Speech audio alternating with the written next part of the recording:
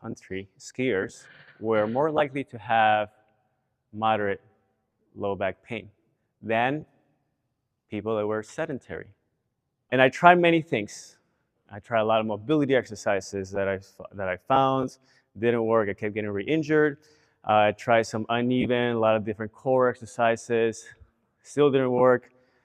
I still got injured until I found a method that really worked for me and works for a lot of people. I'll cover why those reasons happen, why I would get injured from things that are supposed to be good versus we're actually rebuilding you. The first one's going to be breathing dysfunction. Second one's mobility dysfunction. Then we have stability or direction-specific dysfunction.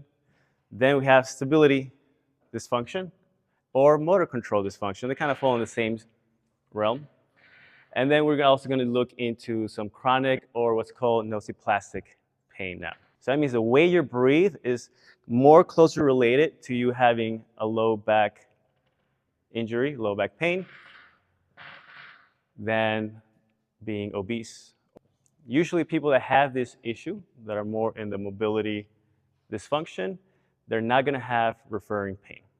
So it just stays localized in this area. It doesn't go down the leg. And why does that matter? Because once we get these diagnoses for a dysfunction, then we can start thinking about things, okay, I know what's going to work best for this dysfunction. So a lot of times people will do just random things like, oh, I heard this worked for this person, this worked for this person, where they might have a completely different dysfunction. And that's why things will not work. Well, the first one, the touch your toes. You go down, touch your toes, do it 10 times. Does that cause more pain? No. Does it cause any pain? No. Do it 10 more times. So you do 20, still no. Go to 30, still no. Then that's probably a fine movement to do. You know what? The pain's actually going away. Or it's getting centralized. So let's say it was a little bit wider, and now it's like, oh, it's like a smaller area now. Then that means that's probably a good motion to keep working on. If you go down, but then you're like, oh, I got to do this. I got to climb up, right? Because I can't lift myself up. So these are people that are going to have usually some stability or motor control dysfunction. If they're not working well, the outer core and the main moving muscles, so your abs, your big erector muscles here, will try to compensate, and that becomes more stiff. Try progressing those exercises before you feel any changes in pain. So let's say we find some stability and some mobility exercises that can help. You might see improvements in that, but no change in pain. But that should be like, okay, cool. I'm moving better. This is a step closer to where I should be. And then eventually the pain will start reducing. I tried a traction table where pretty much pulls your thorax and your pelvis apart, and then kind of like moves the pelvis a little bit.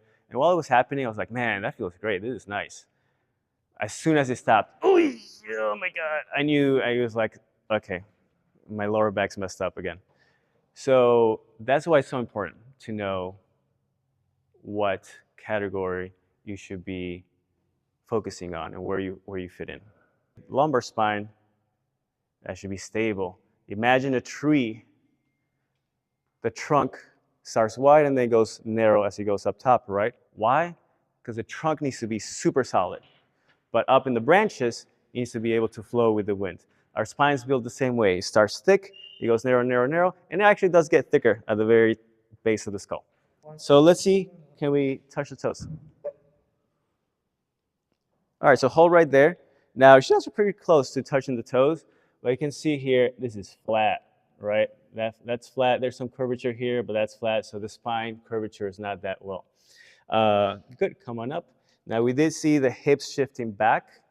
The hips didn't stay just over the feet. So there were some check marks, but not all the check marks. You're gonna turn to your right as far as you can.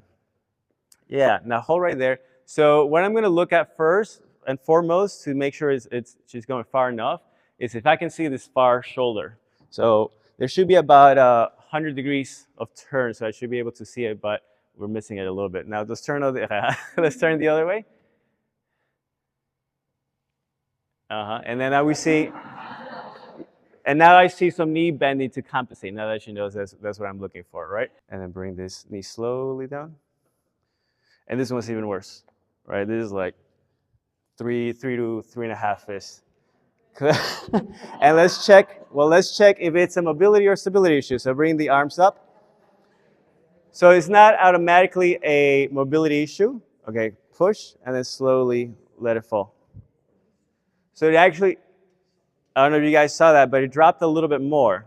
And don't just stop there. This is where a lot of people kind of get, I wouldn't say wrong, but limited. Is they just focus on the belly inflating.